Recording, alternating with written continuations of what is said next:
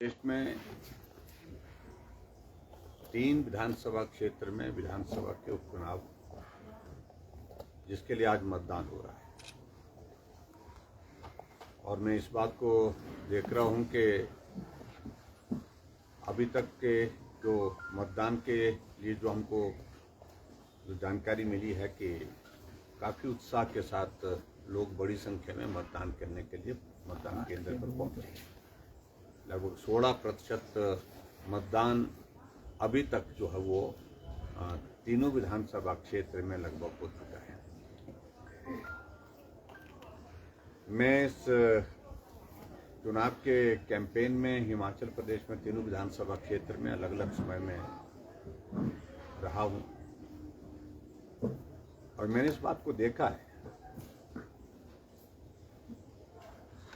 कि तीनों विधानसभा क्षेत्र में लोगों का रुझान भारतीय जनता पार्टी के पक्ष में है। भारतीय जनता पार्टी को जिताना चाहती है, भारतीय जनता पार्टी के विधायकों को चुन करके भेजना चाहती है।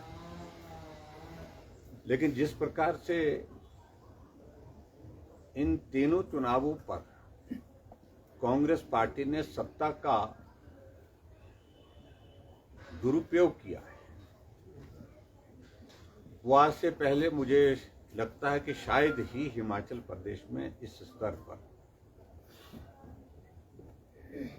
लोकतंत्र में रहते हुए चुनाव को प्रभावित करने के लिए, चुनाव को जीतने के लिए जिस तरह के हथकंडे अपनाए गए हैं, मैं समझता हूं बहुत ही दुर्भाग्यपूर्ण है।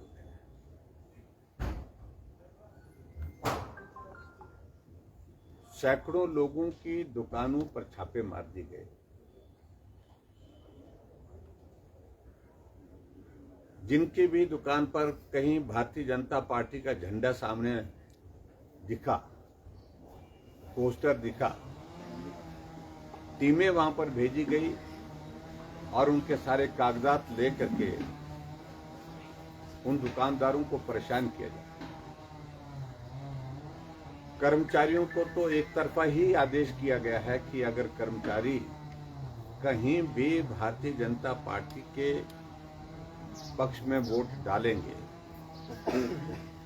अगर कहीं भी लगा, उनका परिवार का कोई सदस्य, उनका कोई रिश्तेदार, तो इस बात को मान करके चलिए चुनाव के परिणाम के पश्चात, चुनाव के बाद उनको दूर दराज के इलाके में किन्नौर, भरमौर, सिरमौर, पांगी ऐसी जगह जाना पड़ेगा।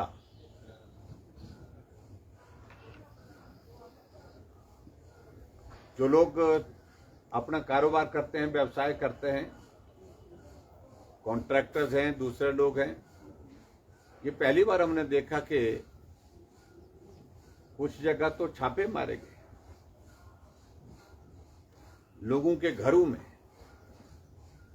और कुछ विधानसभा क्षेत्र में हमने इस बात को भी देखा, चुनाव में नालागढ़ की मैं बात कर रहा हूं कि हमारे पार्टी के लोगों की गाड़ियां चल रही हैं, उन गाड़ियों को थाने में जमा कर दिया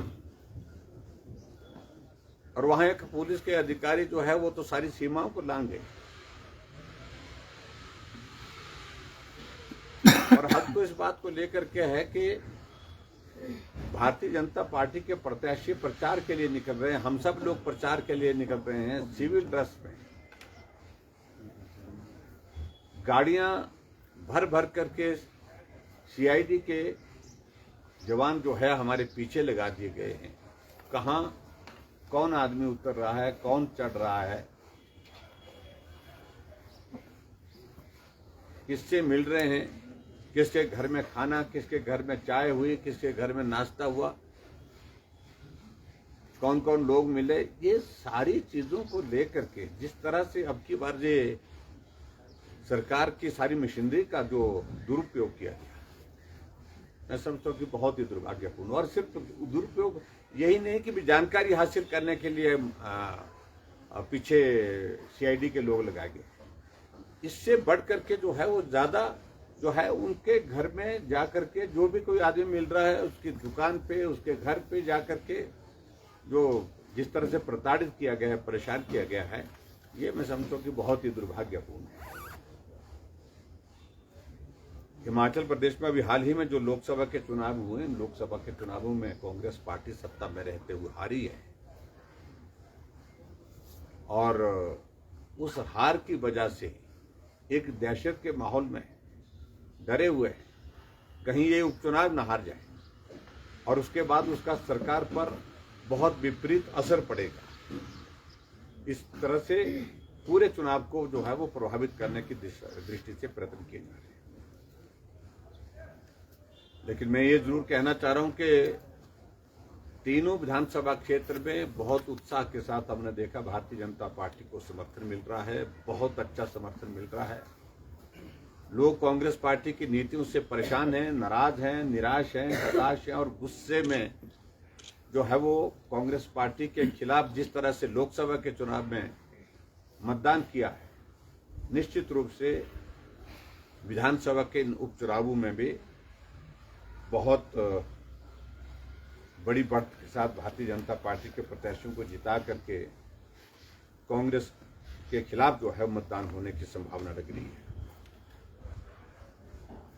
एक बात को लेकर के मैं विशेष तौर से कहना चाह रहा हूं कि हिमाचल प्रदेश में पिछले 18 महीने से सरकार है कांग्रेस पार्टी और 18 महीने की सरकार के कार्यकाल में हमने देखा है कि बड़े स्तर पर हम जिन बातों का जिक्र करते थे, भ्रष्टाचार की बातें कहते थे, वो बातें जो है वो आज चौक चौराहे पर जो है वो सुनने को मिल रही है, देखने को मिल रही है। और इन सारी बातों को ध्यान में रखते हुए हम हिमाचल प्रदेश में देख रहे हैं कि एक साल पहले, लगभग एक साल होने जा रहा, जब त्रासदी आई, त्रासदी के दौरान भी हिमाचल प्रदेश में हमने इस चीज को देखा कि जहां खनन माफियों को दोषी ठहराया, दोषी ठहराने के साथ कुछ लोगों के खिलाफ कार्रवाई की, लेकिन उसके बावजूद ऐसे भी कुछ लोग हैं जिनके ऊपर मेहरबानी हुई, जिनके ऊपर कार्रवाई नहीं, ये भी देखने को मिला। और वो कौन लोग हैं, मुझे लगता है कि उनको बताने की आवश्यकता नहीं है। वो प्रभावशाली लोग, जो सत्ता से जुड़े हुए लोग, जिनको सरकार का संरक्षण है, वो फलते रहे, फूलते रहे और जिसके परिणाम जो है वो हिमाचल प्रदेश के रेवेन्यू को भी बहुत बड़ा नुकसान हुआ है।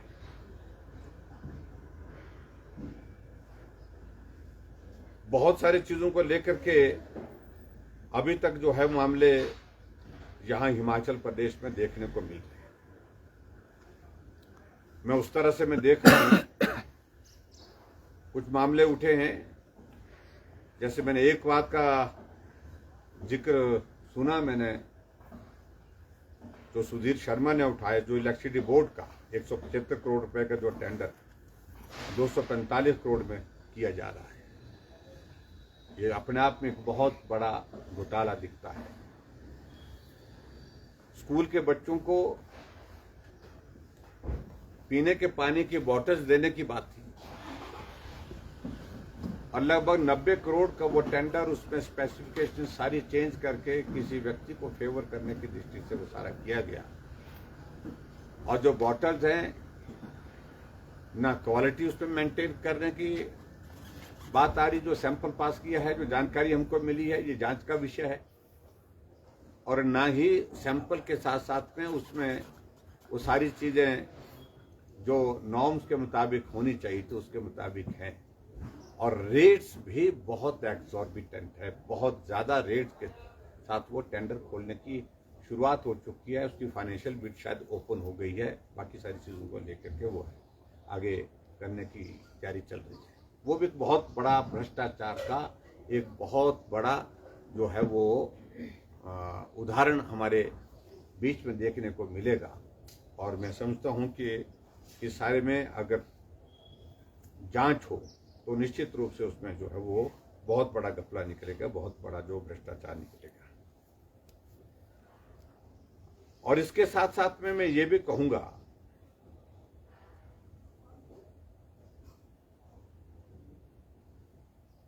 पिछले कुछ दिनों से चर्चा इस बात को लेकर के है, कुछ जगह इनकम टैक्स ने, कुछ जगह ईडी ने कार्रवाई की है हिमाचल प्रदेश में,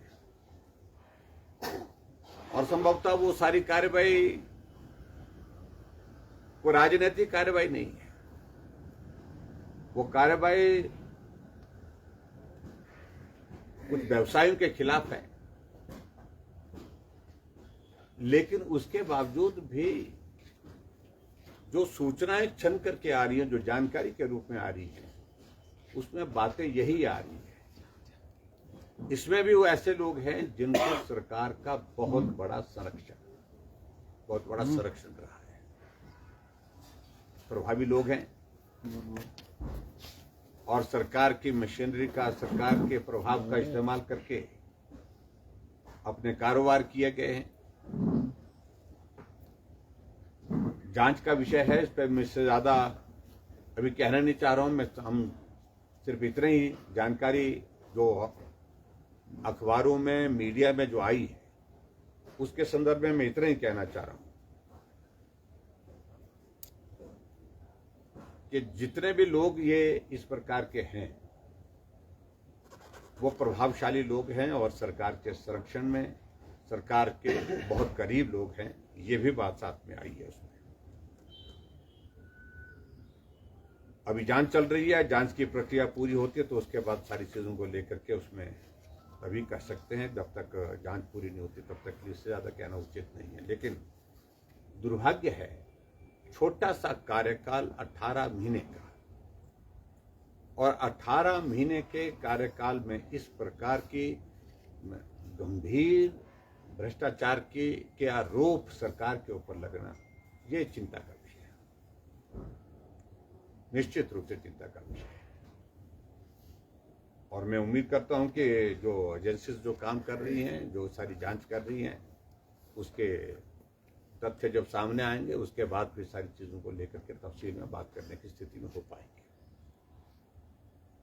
लेकिन जो छन करके जो जानकारी आ रही है, वो जानकारी यही है कि संरक्षण में प्रभावी लोग हैं, प्रभावशाली लोग हैं, सत्ता के, सरकार के संरक्षण में ये कारोबार करते हैं और सरकारी रेवेन्यू को, सरकार के इसको जो है वो नुकसान पहुंचाते हैं और पैसा खूब कमा रहे हैं।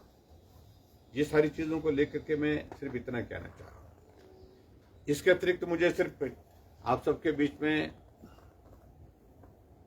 इतना जरूर कहना है कि हिमाचल प्रदेश में झूठी गारंटियां, झूठी बातें कहते कहते और लोग उन बातों को सुनते सुनते थक गए।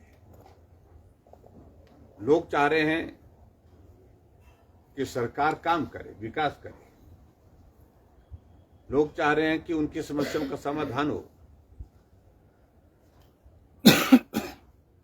पिछली बरसात में जो त्रासदी में जो नुकसान हिमाचल प्रदेश में सड़कों को हुआ, पुलों का हुआ, घरों को हुआ, वो जस का तस है। सड़कें टूटी हैं तो टूटी हैं, पुल टूटे हैं तो टूटे हैं। दूसरी बरसात शुरू हो गई, लेकिन उसके बावजूद भी अभी तक जो है कोई भी विकास के कार्य जो है अभी तक शुरू नहीं हो पाए। वो जो पीछे सड़कें टूटी हुई, डैमेज हुए, पुल डैमेज हुए हैं, वो अभी तक रिस्टोर नहीं हो पाए।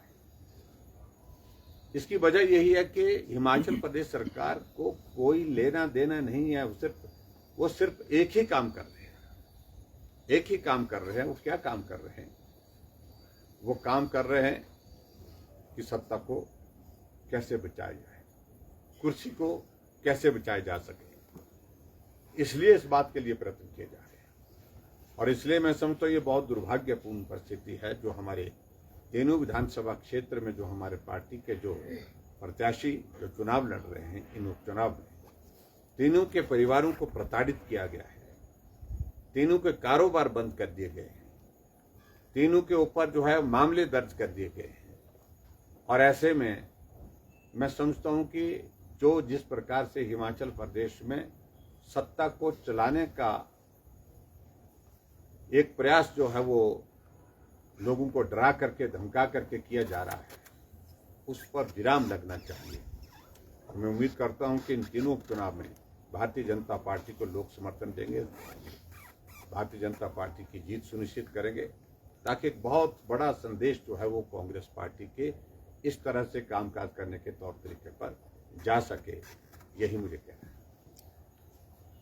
है। सर, हिमाचल प्रदेश की राजनीति में बदले की भावना से काम होता रहा और आपके समय इसमें विराम लग गया था। अब फिर से आपको लग रहा है कि उसी परिपाटी पे जो है सरकार चल रही है? देखिए, मैं इस बात को बड़ा पहले से इस बात को बड़ा स्पष्ट कर दिया था कि मैंने हिमाचल प्रदेश में सत्ता संभालने के बाद पहली कैबिनेट की बैठक में फैसला लिया था कि हम बदले की भावना से काम नहीं करेंगे, प्रतिशोध की भावना से काम नहीं करेंगे, और नहीं किया, और 5 वर्ष तक नहीं किया। ठीक है, जहां कोई गलत करता था उनके खिलाफ कानून के मुताबिक कार्रवाई, लेकिन इतना मुझे इस बात को लेकर संतोष है कि 5 साल के कार्यकाल में कोई भी इस तरह की भ्रष्टाचार की और इस तरह की गलत चीज़ों की जो है वो बातें हमारे सरकार के दौरान नहीं हुई। बदले की भावना से काम नहीं हुआ, और भ्रष्टाचार का भी मैं कह सकता हूँ कि कोई आरोप नहीं रहा 5 वर्ष तक सरकार की। सर, पॉलिटिक्स ऑफ वेंडेटा का आपने बिल्कुल अपने कार्यकाल में नहीं होने दिया, लेकिन ये जो ईडी और सीबीआई के छापे अभी डले हैं नदौन में, हमीरपुर में, कांग्रेस का सीधा कहना है कि ये सरकार को दबाने और पॉलिटिक्स ऑफ वेंडेटा की ही एक तस्वीर है। देखिए, एक तो मैं पहली बात कह रहा हूं कि जिन छापों को राजनीतिक दृष्टि से सोचने की आवश्यकता नहीं, किसी पॉलिटिकल आदमी के ऊपर तो किया नहीं है। जो कुछ भी कार्रवाई हुई है, ये व्यवसाय, ये मुझे तो जानकारी ज़्यादा नहीं है, लेकिन उसके बावजूद भी मेरी जानकारी के मुताबिक तो ये कार्रवाई जो है एक रूटीन की, व्यवसाय में कुछ गलत करने वाले लोग, जो गलत तरीके से पैसा कमा रहे लोग, उनके ऊपर कार्रवाई है। हाँ, इस बात को लेकर के आगे जिस तरह से तार जोड़ने की बात आ रही है, वो चौंकाने वाली बातें जरूर है, वो हैरान करने वाली बातें जरूर है, और इसको राजनीतिक दृष्टि से पॉलिटिकल वेंडेटे के साथ ये किया गया है, ऐसा मुझे लगता है कि ऐसा स्वरूप इसको देना उचित नहीं होगा। सर, लगातार प्रदेश में कानून व्यवस्था बिगड़ रही है, नशे का कारोबार भी बढ़ रहा है, क्या कहेंगे सर? आपके समय में भी कमेटीज गठित की गई थी, इंटरस्टेट में भी उस समय रोकने का प्रयास किया गया। तो कानून व्यवस्था तो हिमाचल प्रदेश में सरकार को उस तरफ ध्यान ही नहीं। मैंने कहा कि हिमाचल प्रदेश में कांग्रेस पार्टी की सरकार जब से बनी है, उनके सामने तो एक ही बात है कि सत्ता, कुर्सी और अपने लोगों को कैसे हम संरक्षण दे सकते हैं, इन सारी चीजों को लेकर काम चल रहा है। विकास उनकी कोई प्राथमिकता नहीं, कानून व्यवस्था उनकी कोई प्राथमिकता नहीं। कहने के तो व्यवस्था परिवर्तन है, लेकिन कानून की धज्जियां उड़ गई। आपके यहाँ बद्दी में अभी कुछ दिन पहले गोली चली, कारण क्या था? कबाड़ का झगड़ा था। बिलासपुर में कोर्ट परिसर में गोली चली, और कांग्रेस पार्टी का पूरा विधायक का बेटा पंजाब से शूटर को बुला करके गोली चलाने का काम करते हैं। आज जेल की सलाखों के पीछे हैं वो। एब्सकॉन्डिंग थे, बाद में जब हाईकोर्ट ने जमानत नहीं, तब जाकर के उनने जो है पुलिस के सामने सरेंडर किया, पुलिस ने गिरफ्तार किया उनको। और इसी तरह से एक नहीं अनेक घटने मैं देख रहा हूं कि हिमाचल प्रदेश में 18 महीने के इस छोटे से कार्यकाल में 100 के करीब हत्याएं हो गई, और 300 से ज्यादा बलात्कार की घटनाएं हिमाचल प्रदेश में हो गई। कानून व्यवस्था की तो कोई चिंता ही नहीं सरकार को, और खासतौर से जो खनन माफिया, ड्रग माफिया, उनको संरक्षण दिया जा रहा है। अब नालागढ़ में हम जाते थे, बच्चे की जुबान पर ये सारी बातें हैं कि जो भी इस ड्रग्स के जो धंधे में जुड़े हुए लोग हैं, उनको संरक्षण कोई व्यक्ति विशेष देते हैं, जो कांग्रेस पार्टी के साथ जुड़े हुए हैं, कांग्रेस पार्टी के नेता हैं। ये चिंता का विषय है। सर, क्या इन चुनावों के बाद कोई परिवर्तन देखने को मिल सकता है? आप देखना चाहते हैं परिवर्तन? देखिए, मैं इतना जरूर कहता हूं कि कांग्रेस पार्टी ने लोकसभा के चुनाव के दौरान जो है वो जिन राज्यों में परफॉर्मेंस कांग्रेस की अच्छी नहीं हुई, उनके लिए कमेटी कॉन्स्टिट्यूट की, और उसमें हिमाचल प्रदेश भी एक प्रदेश ऐसा है कि जहां कांग्रेस पार्टी के नेतृत्व ने जो है वो केंद्रीय नेतृत्व ने कमेटी कॉन्स्टिट्यूट करके जांच की आदेश दिए हैं कि रिपोर्ट लाइए। और निश्चित रूप से जब रिपोर्ट जाएगी, और वो रिपोर्ट जो संभवतः पिछले चुनाव के पिछले दौरान जो हिमाचल प्रदेश में जो पॉलिटिकल टर्मोइल राज्यसभा के चुनाव के दौरान हुआ था, उसके साथ जो है जोड़ करके, क्योंकि उस वक्त भी नेतृत्व परिवर्तन के लिए कमिटमेंट कुछ नेताओं को कही है, तभी वो काम लगे, तभी वो वापिस होकर के सरकार में जुटे। अन्यथा वो भी अपने रास्ते निकल गए थे, कहीं जा रहे थे, कहीं मुझे मालूम नहीं कहाँ जा रहे थे, लेकिन जा रहे थे। लेकिन इतनी बात मैं जरूर कहना चाह रहा हूँ कि अब आज की तारीख में जो जांच होगी तो उस जांच में तय है कि हिमाचल प्रदेश में ये कांग्रेस के नेतृत्व को परिवर्तन करने के लिए जो है वो रिपोर्ट जाएगी, ऐसा लगता है मुझे, क्योंकि कांग्रेस पार्टी के बड़े सारे नेता जो इस काम में लगे हुए, जुटे हुए, कुछ दिल्ली में, कुछ प्रदेश में। लेकिन हमारा मानना है कि नेतृत्व परिवर्तन से गुजारा नहीं होगा। इस कांग्रेस की सरकार ने हिमाचल प्रदेश का बहुत बड़ा नुकसान कर दिया। अगर हिमाचल प्रदेश को बचाना है तो नेतृत्व परिवर्तन नहीं, सत्ता परिवर्तन की आवश्यकता है। सर, दिल्ली में आपकी मुलाकात केंद्रीय मंत्रियों से हुई है, आपने अमित शाह जी से भी मुलाकात की है, तो क्या इस कड़ी में भी कोई बातचीत हुई? क्योंकि सरकार को गिराने का जो आपका पहले, इससे पहले आप लगातार बात करते रहे हैं, क्या आपको लगता है कि वो दौर अभी भी बचा बाकी है? देखिए, बिल्कुल भी इस तरह से इन सारी चीज़ों को देखने की आवश्यकता नहीं। केंद्र में आदरणीय मोदी जी के नेतृत्व में लगातार तीसरी बार सरकार बनी, मोदी जी तीसरी बार प्रधानमंत्री बने, और स्वाभाविक रूप से एक कर्सी के नाते सरकार में नए दायित्व के साथ जो मंत्री हैं उनसे मिलने की प्रक्रिया रहती है। उनको कर्सी के लिए जो है वो मिलने के लिए जो शिष्टाचार की भेंट के नाते मैं गया था। मुझे राजनाथ सिंह जी भी मिले, गडकरी जी भी मिले, अमित शाह जी भी मिले। लेकिन ये बिल्कुल महज एक जिसको कह सकते हैं कि एक शिष्टाचार के नाते भेंट थी। नई सरकार बनी है, बधाई देने के लिए हम गए थे, और कुछ काम भी थे मंत्रालय के, क्या नाम, अपने ये गडकरी जी के मंत्रालय में, राजनाथ सिंह जी के भी। तो इन सारी चीज़ों को लेकर के बातचीत इतनी हुई है, बस ये तो बिल्कुल शिष्टाचार की भेंट थी। दिलों की धड़कनें तो बढ़ाई दी आपने कांग्रेस के नेताओं को, लेकिन हमारे जाने से दिलों की धड़कनें बढ़ जाएं तो इसमें हम कुछ नहीं कर सकते हैं। लेकिन हमारा आना जाना नियमित रूप से रहता है, हमारा मिलना नियमित रूप से रहता है। अभी तक हिमाचल प्रदेश में 3 उपचुनाव के प्रचार अभियान में हम जुटे हुए थे। तो जब अभियान का दौर समाप्त हुआ तो मुझे समय मिला, मुझे समय के दिल्ली से सूचना हुई कि भी आप चुनाव के बाद आपने आने के लिए बोला, तो आप आइए, कल आपके लिए समय निर्धारित हुआ, तो मैं जाकर के मिल करके आया।